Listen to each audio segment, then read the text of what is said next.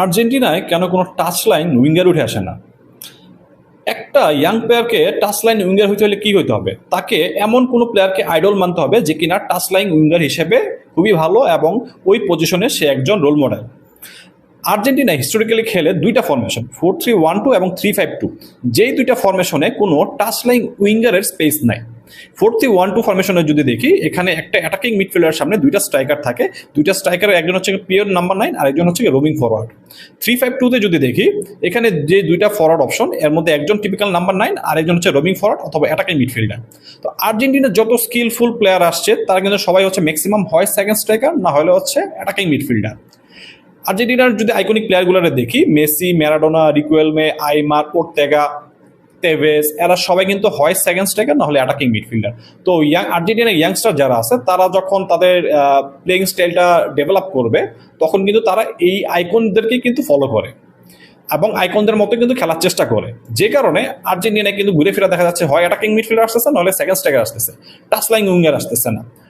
টাচলাইন এবং টাচলাইন উইঙ্গার হিসেবে যদি কাউকে যদি খেলানো হয় গতির কারণে, দেখা যাচ্ছে যে সে কিন্তু ঘুরে ফিরে আসে সেন্টারে চেপে আসে, কারণ তার যে আইকন যারা ছিল, মেসি বলি, তেভেস বলি, অর্টেগা বলি, এরা কিন্তু কখনো কোনো একটা উইংয়ে ফিক্স থাকতো না। এরা কিন্তু একটু ফ্রিডম নিয়ে খেলার চেষ্টা করতো, এরা পিছে সেন্টারে চলে আসার চেষ্টা করতো।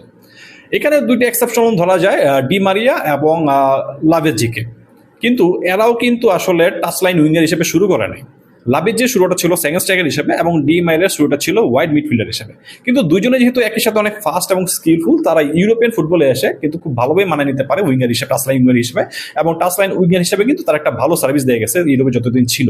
কিন্তু যেহেতু আর্জেন্টিনা এই সিস্টেমে খেলে, তারা টাচলাইন উইঙ্গার সিস্টেমে খেলে অভ্যস্ত না, টাচলাইন উইঙ্গার হিসেবে কোনো রোল মডেল আসে নাই, যে কারণে ইয়াংস্টাররা কিন্তু টাচলাইন উইঙ্গার হিসেবে বড় হয় না, তারা বড় হয় সেকেন্ড স্ট্রাইকার অথবা অ্যাটাকিং মিডফিল্ডার। রিসেন্ট টাইমে বেশ কিছু আর্জেন্টাইন কোচ ডোমেস্টিকে 4-2-3-1 এবং 4-3-3 এই দুটো অ্যাপ্লিকেশন ইউজ করতেছে, যে এই ফরমেশনগুলো কিন্তু টাচ লাইন উইঙ্গার ইউজ আছে। তো এই ফরমেশনে খেলা কোনো আর্জেন্টাইন যদি ইউরোপে কিংবা ন্যাশনাল টিমের হয়ে খুব ভালো শাইন করে, সে আইকনিক প্লেয়ার হইতে পারে, রোল মডেল হইতে পারে, ইন দ্যাট কেস আশা করা যায় যে 10-15 বছর পর থেকে হয়তো বা আর্জেন্টিনায় টাচ লাইন উইঙ্গারের সংখ্যাটা বেশি হবে। ধন্যবাদ।